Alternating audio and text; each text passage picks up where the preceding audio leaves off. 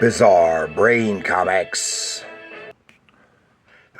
Hello, my comic book friends, and welcome to Bizarre Brain Comics. I'm Gary, your host. And this is where I like to take a look at some older comics, talk a little bit about the characters and creators, and examine the stories and the art. And this time I want to take a look at this issue right here. It says, Shazam 100-page spectacular from 2011, and it's reprinting a 4-part story arc from 1998, I think it was. Yeah.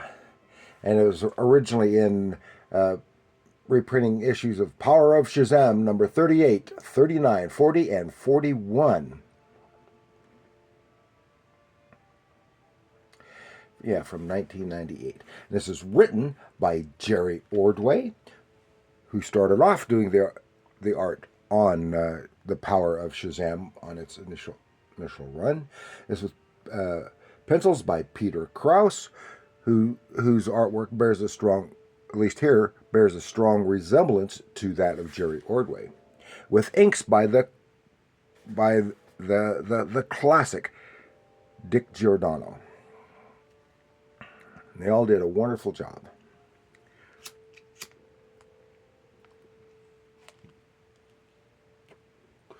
And this storyline is The Monster Society of Evil. And it's featuring the evil worm, Mr. Mind. And it has a bit of the evil robot, Mr. Atom, as well. But he's not in there very long. Now, that is loosely inspired by the classic Captain Marvel's story of the same name. That is Monster Society of Evil, which included a bunch of other villains, too. See, the Monster Society of Evil is a supervillain team led by Mr. Mind to battle Captain Marvel and the Marvel family. And they were featured in Fawcett Comics and created by Otto Binder and C.C. Beck. And this was one of the first comic book supervillain teams out there, and it was composed of supervillains previously fought by the hero.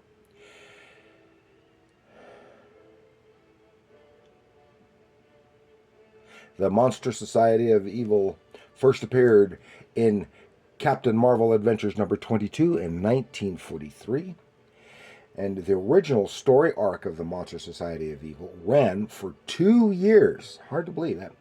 And this was the longest serialized comic book story arc in history and is a milestone of the golden age of comics. And of course, this is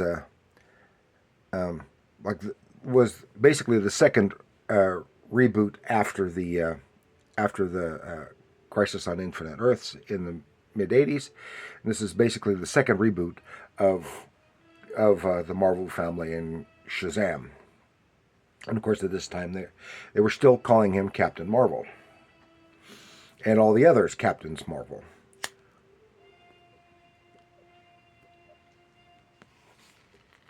And of course, that is Captain Marvel Jr., who goes by CB3, because he can't say his name, because if he says Captain Marvel, boom, he changes back into Freddie Freeman. So it goes by CM3. And Mary, Billy Batson's sister, Mary Batson, or here she's going by the name of Mary Bromfield, but she is also called Captain Marvel, and of course she is in a white costume rather than the more classic red costume, which you see right over there. Of course, I've given her a little shorter skirt there. And before I hear any guff about it, yes, I know I screwed up his face in this drawing, so you don't need to tell me about it. I really screwed up that face. It looks kind of smooshed.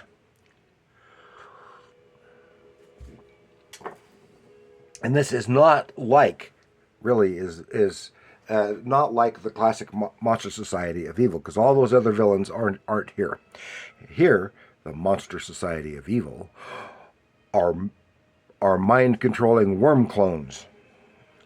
I'll just give you that little bit of a spoiler because it's right off the bat. Here we are in a hospital. There was it Sinclair Batson, who is a distant relative of Billy and Mary Batson. In the hospital, something's happened to him, and got all these people walking around like they're in a daze. There's goo all over the place. The director slips, falls, goes splat, and another specialist is in a containment suit, says, hurry, they're trying to grab all these people, and it turns out there are mind worms. Yes, mind worms. Must be something like RFK Jr.'s brain worm.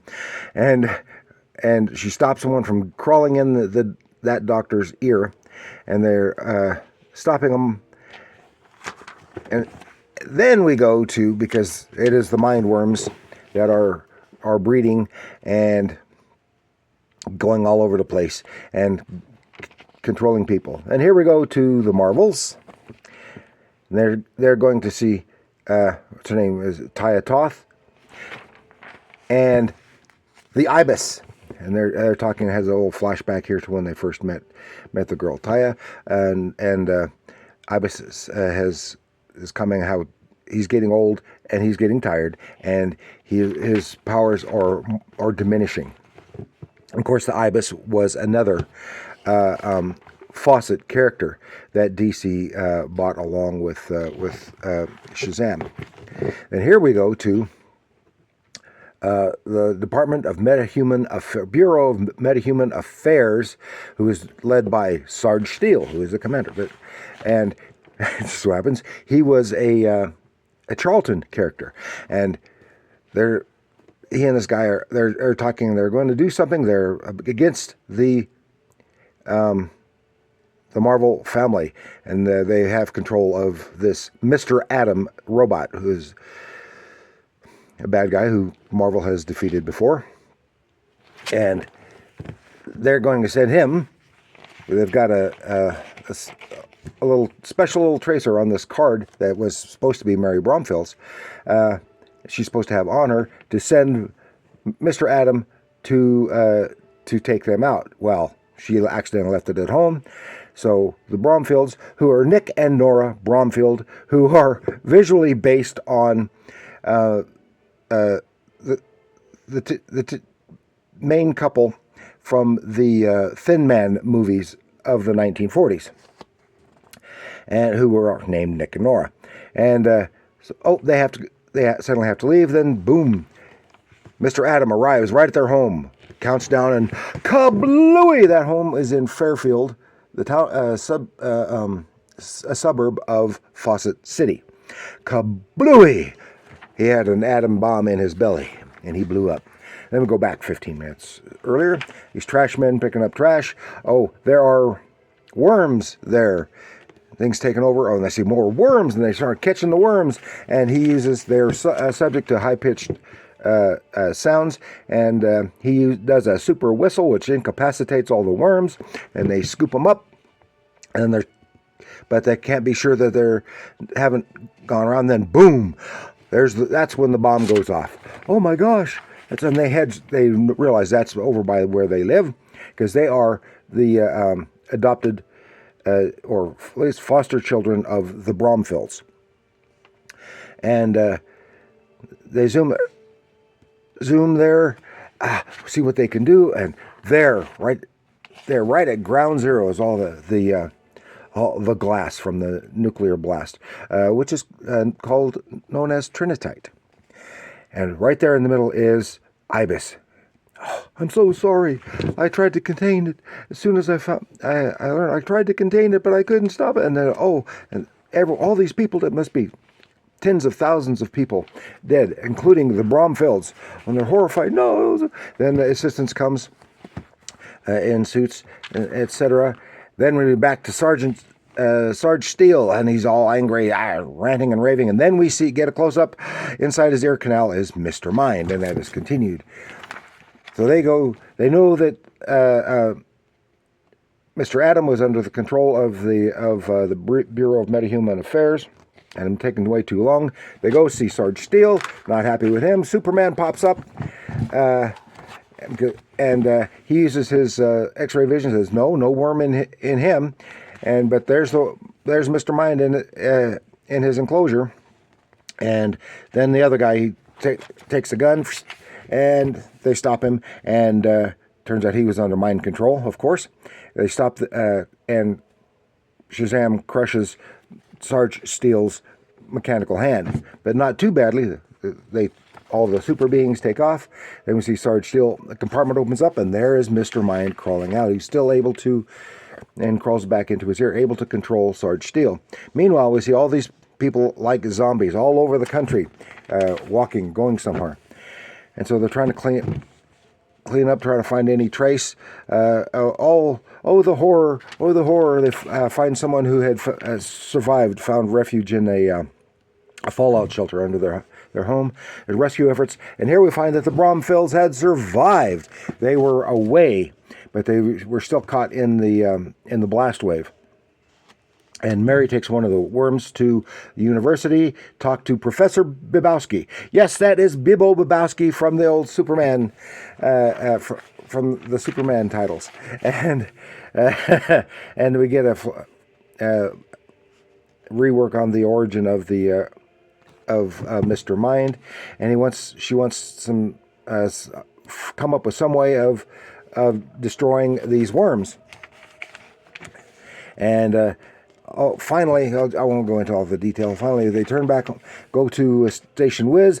Oh, and everyone is so happy that they are still alive because they hadn't heard from them, and they knew where it was. And then it turns out, there are the Bromfields, and they're all so happy that they have survived. Then we had in the White House, there's Sarge Steele sticking a gun in his ear, and Secret Service snags him. Then Mary pops up with this gizmo prepared by Bibowski. And it's a weep, some kind of sound gun. And Mr. Mind pops out of Sarge Steele's ear and takes off. And she's in the White House trying to get him. And they ensure the president is safe, going after the worm, and he gets away by getting into a Marine Guard. And other stuff going on. They see more people all over the country walking in a daze. Here at a nuclear Fort Marshall Army base, and then at a nuclear power plant, and a sailor on a nuclear submarine, and other stuff. And they're after the guard who's in the mind control. He gets down in there, way down into the secret stash, and there is this. This is what he was after. The big old boom is a bodysuit that is controlled by Mr. Mind. He gets inside it. It's basically a battlesuit. It looks like a Kirby-inspired battlesuit. And wham, they're fighting. And they're fighting all over D.C. Boom, boom, boom. At the Museum of Natural History, etc. Boom, boom, boom. And then suddenly, it cracks open like an eggshell. And Mr. Mind is growing like a giant monster. Wham! He's a kaiju, and he's smash. He looks kind of like Mothra before Mothra turns into the moth. Things smashing and falling down, and what happens? And here we are, part 4. Death warrant. And they're still fighting the gigantic Mr. Mind as it attacks the White House. Fight. And then meanwhile, here is the now retired Bullet Man, who is also another Fawcett character, and who has retired, and he sees the stuff going on TV. And he remembers that Eben Sur, the Green Lantern before Hal Jordan for this sector, had caught Mr. Mind before, way back when, and he starts calling in some help because he sees what's going on, and people who answer the call is Impulse and Max Mercury, and they stop some Air Force guys from launching a missile and get the worms out of their heads. Then at nuclear power plant is the Teen Titans with Captain Marvel Jr.'s CM3. And meanwhile, they're still fighting the giant worm, and then he gets Marvel gets word when he saves this guy. Hey, we're just wondering what's going on. And they say he looks in there. Oh, he sees it. it is Mr. Mind is still in that battle suit, but he's created an illusion of the giant worm. So now he knows, and he tells Mary, and they're able to foil the illusion. Meanwhile, here comes Green Lantern, the Hal Jordan Green Lantern. Not only the Hal Jordan Green Lantern, but Hal Jordan Green Lantern, who has time traveled from the past, along with Kyle Rayner Green Lantern, and they're there because they have taken out this suit and Mr. Mind before Green Lanterns have, and so there's up against them, and then the Marvels are fighting again. It's an illusion, and they overcome that. And with the assistance of the Green Lanterns, they rip open that suit and get Mr. Mind trapped. And then Marvel has Mr. Mind in his hands, and the Lanterns take off. And meanwhile, he's still alive, and there's still a problem on the submarine, and it doesn't work this way. And launching nukes on the submarine does not work this way. Tell me, believe me, I know, because I worked on them.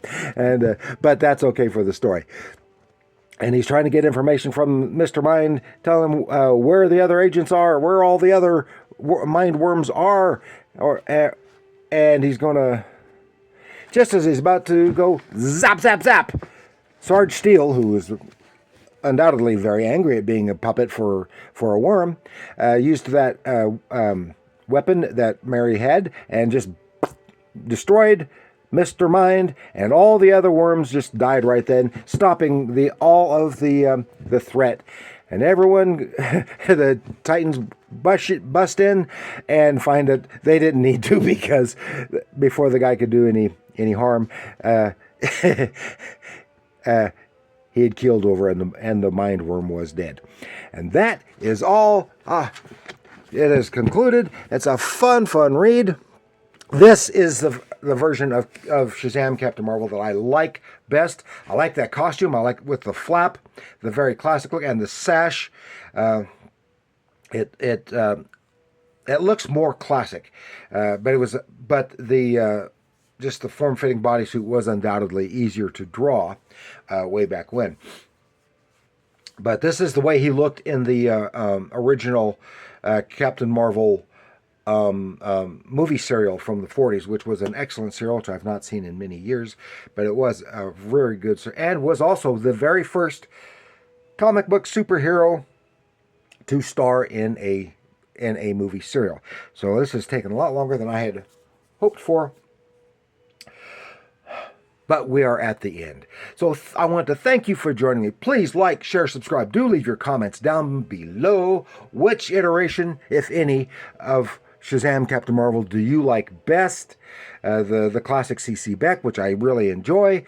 This Jerry Ordway interpretation from the 90s, which I really like best. Or I haven't been able to keep up with more recent iterations. But let me know what you think. And this is forgot to mention this great cover painting by Jerry Ordway. Kablooey! That's obviously of Fairfield being blown sky high. So, and remember, comics are art.